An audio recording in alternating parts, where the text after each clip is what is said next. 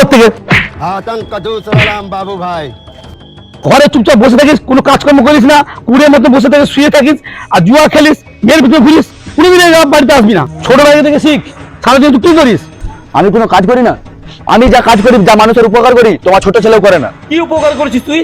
আমি রাস্তাঘাটে মেয়েদের পিছনে পিছনে ঘুরি, যাতে মেয়েরা ভালোভাবে বাড়ি যেতে পারে। তোমার বিড়ি আমি চুরি করে খাই, যাতে তোমার ক্যান্সার না হয়।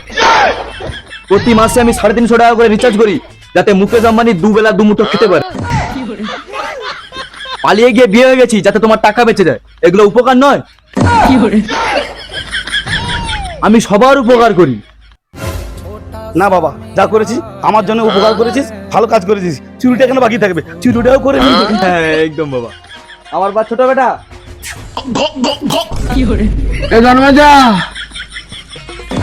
লাগে মাফিয়াস, কাদে জেল কাদে পেল লাগে মাফিয়াস।